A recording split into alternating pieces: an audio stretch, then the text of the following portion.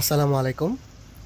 আজকের ভিডিওটা স্পেশালি তাদের জন্য যাদের সিজিপিএ অনেক খারাপ, ভার্সিটির শেষের দিকে চলে আসছো, অথবা গ্র্যাজুয়েশন শেষ করে বসে বসে আছো আর চিন্তা করতেছো আমাকে কে জব দিবে, আমি তো কোনো কিছু পারি না, আমার সিজিপিএ অনেক খারাপ। তো তাদেরকে বলি, হতাশ হওয়ার কিচ্ছু নাই। আসলে একটা কোম্পানি যখন কোনো ফ্রেশার অথবা একদমই জুনিয়র ইঞ্জিনিয়ার নিয়োগ করে, তখন তার কাছ থেকে এক্সপেকটেশন অনেক বেশি কিছু থাকে না। মানে তোমরা আইসাই যে অনেক জটিল জটিল ইঞ্জিনিয়ারিং প্রবলেম সলভ করে ফেলবা, এরকম কিন্তু কিছু না। একটা কোম্পানির ফ্রেশার্স অথবা জুনিয়র ইঞ্জিনিয়ার কাছ থেকে যে যে এক্সপেকটেশন থাকে, সেটা হচ্ছে সবার আগের পয়েন্টটা হচ্ছে রেসপন্সিবিলিটি। তোমাকে অনেক বেশি রেসপন্সিবল হইতে হবে। তোমার উপরে যে দায়িত্ব আরোপ করা হবে সেটা তুমি সঠিকভাবে পালন করতেছো কিনা, এটা খুবই ইম্পর্ট্যান্ট একটা ব্যাপার। তোমার উপরে অবশ্যই এমন কোনো দায়িত্ব তারা দিবে না যেটা তুমি ফ্রেশার হিসাবে বা জুনিয়র ইঞ্জিনিয়ার হিসাবে না পারো। এই যে এখানে দেখতেছো আই বিম আনলোড করা হচ্ছে। এই আই বিমগুলার ওয়েব আছে 450 মিলিমিটার, আর ফ্লাঞ্জ আছে 200 মিলিমিটার। ওয়েবের থিকনেস 10 মিলিমিটার, আর ফ্লাঞ্জের থিকনেস 14 মিলিমিটার। তোমরা যারা মুভমেন্ট অফ ইনার্শিয়া নিয়ে আমার বানানো ভিডিওটা দেখছো, তারা অলরেডি জানো যে কেন এই ওয়েব আর ফ্লাঞ্জের থিকনেসের এরকম ভ্যারিয়েশন করে বানানো হয়। তো যাই হোক, আমি যেটা বলতেছিলাম যে এখানে যে আমার এই ম্যাটেরিয়ালগুলো আসছে, এগুলো হচ্ছে আমার আরেকটা প্রজেক্ট থেকে আসছে।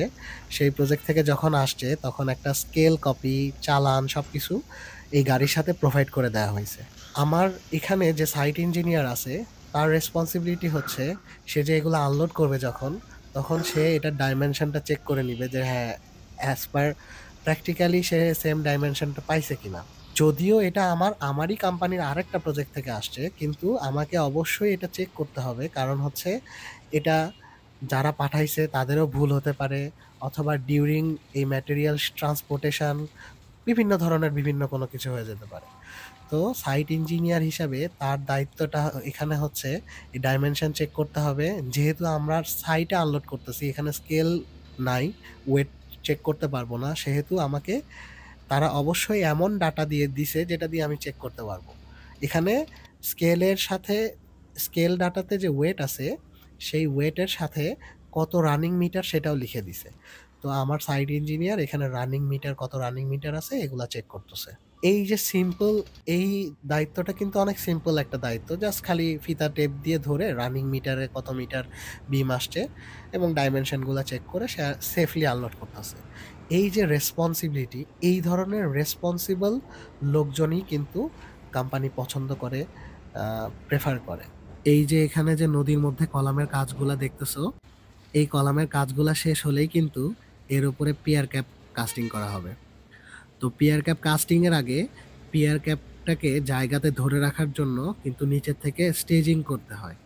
এই স্টেজিং এর জন্যই আমার এই বিমগুলো আসছে। আমার এই ভিডিওটা বানানোর উদ্দেশ্য তোমাদেরকে এটা বোঝানোর যে তোমরা শুরুতেই আসার পরে তোমাদেরকে অনেক জটিল জটিল প্রবলেম সলভ করতে হবে না। তোমাদের ওপরে অর্পিত দায়িত্বগুলা যথাযথভাবে দায়িত্ববান হয়ে পালন করতে হবে। ধন্যবাদ সবাইকে। আসসালামু আলাইকুম।